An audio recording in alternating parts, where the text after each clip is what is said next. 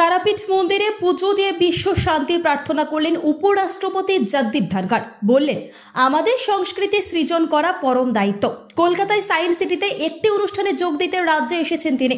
সেই সফরের ফাঁকেই মাত্র 15 মিনিটের জন্য ব্যক্তিগত সফরে সশস্ত্রীক তারাপীঠ মন্দিরে পুজো দিয়ে গেলেন উপরাষ্ট্রপতি। শুক্রবার স্ত্রী সুদেশ ধনখড়কে সঙ্গে নিয়ে সিদ্ধপীঠ তারাপীঠ মন্দিরে পুজো দিলেন উপরাষ্ট্রপতি জগদীপ ধনখড়। এদিন কলকাতার সায়েন্স সিটির মূল প্রেক্ষাগৃহে একটি অনুষ্ঠানে যোগ দেবেন তিনি। তার আগে দিল্লি থেকে সরাসরি পানাগড়ে নামে তাঁর বিমান। সেখান থেকে বায়ুসেনার কপ্টারে করে প্রতিবেশী ঝাড়খণ্ড রাজ্যের সুরিচুয়াতে বায়ুসেনার ঘাঁটিতে, তারপর সড়ক পথে সকাল 10:15 নাগাদ তারাপীঠ মন্দিরে পৌঁছন ধনখড়। এটি সম্পূর্ণ তাঁর ব্যক্তিগত সফর। উপরাষ্ট্রপতির নিরাপত্তার জন্য বীরভূম জেলা পুলিশ সুপার আমনদীপ সিংয়ের নেতৃত্বে মন্দির চত্বর নিরাপত্তার চাদরে মুড়ে ফেলে পুলিশ। কলকাতা নিরাপত্তার মধ্যে মাত্র 15 মিনিট ছিলেন উপরাষ্ট্রপতি। পুজো দিয়ে মন্দির থেকে বেরোনোর সময় তিনি বলেন, আমরা দুজনেই অভিভূত, একটি অনন্য অনুভূতি প্রাপ্ত হলো। দেশের কল্যাণ প্রার্থনা করেছি, সবাইকে শুভকামনা। আমাদের ধর্মীয় স্থান প্রেরণার স্রোত, আমাদের সংস্কৃতি বহন করা, সৃজন করা আমাদের দায়িত্ব। আমি চাই বিশ্ব শান্তি। তারাপীঠ মন্দিরের পুরোহিত অমিত কুমার চট্টোপাধ্যায় বলেন, ভারতের উপরাষ্ট্রপতি দেশবাসীর মঙ্গল কামনার পুজো দিলেন। তারা মাকে ফুল, ফল, মিষ্টান্ন ও বস্ত্র নিবেদন করলেন। গর্ভগৃহে 5 থেকে 7 মিনিট ছিলেন তিনি। এত বড় মাপের একজন মানুষ পুজো দিতে এলেন, আমি ও আমার দাদা সেখানে ছিলাম। কি যে গর্ব অনুভব করছি তা বলে বোঝাতে পারবো না। এদিন তারাপীঠ থেকে ফের ঝাড়খণ্ডের সুরিচুয়া সেনা ছাউনি থেকে হেলিকপ্টারে চড়ে পানাগড়ের উদ্দেশ্যে রওনা দেন উপরাষ্ট্রপতি জগদীপ ধনখড়। সেখান থেকে বিশেষ বিমানে চড়ে কলকাতার দমদম বিমানবন্দরের উদ্দেশ্যে রওনা দেন তিনি। প্রসঙ্গত 2019 সালের 30 জুলাই থেকে 2022 সালের 18 জুলাই পর্যন্ত পশ্চিমবঙ্গের রাজ্যপাল ছিলেন জগদীপ ধনখড়। পাশাপাশি তিনি বিশ্বভারতীর প্রধান বা রেক্টর পদেও ছিলেন। সেই সুবাদে এর আগেও বেশ কয়েকবার বীরভূম সফরে এসেছেন।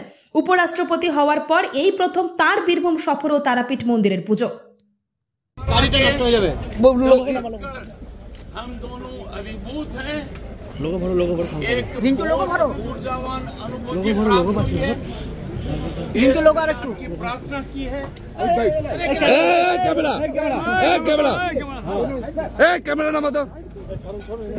सभी को शुभकामनाएं देता हूं।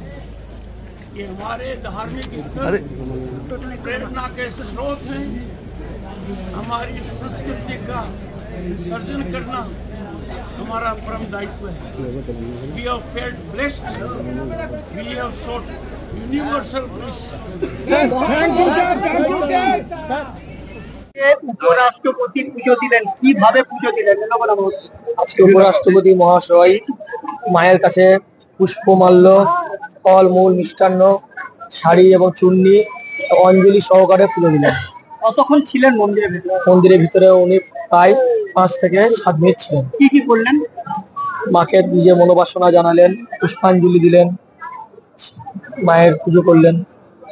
উনি কি প্রথম এলেন তারাপীঠে? প্রথম এসছেন উনি তারাপীঠে। আপনি পুরোহিত ছিলেন? আমি পড়েছি। কেমন লাগলো উপরাষ্ট্রপতি পুজো করে? তবে ভাবতে পারিনি যে এই সুযোগটা আমি পাবো, পেয়েছি।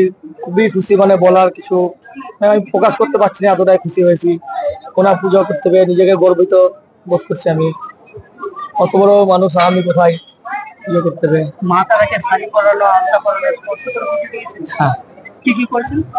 শাড়ি পরিয়েছেন, চুন্নি দিয়েছেন, পুষ্পাঞ্জলি দিয়েছেন। কে কে ছিলেন? আমি ছিলাম আর আমার দাদা ছিল নিত্যানন্দ চ্যাটার্জি। উপরাষ্ট্রপতি কে কে ছিলেন? উপরাষ্ট্রপতি ছিলেন, ওনার স্ত্রী ছিলেন। কি চাইলেন মায়ের কাছে? প্রার্থনা কি করলেন? সেটা উনি মন থেকে বলেছে, দেশবাসীর মঙ্গল কামনার জন্য বলেছেন। কি নাম আপনার? আমার নাম অমিত কুমার চ্যাটার্জি।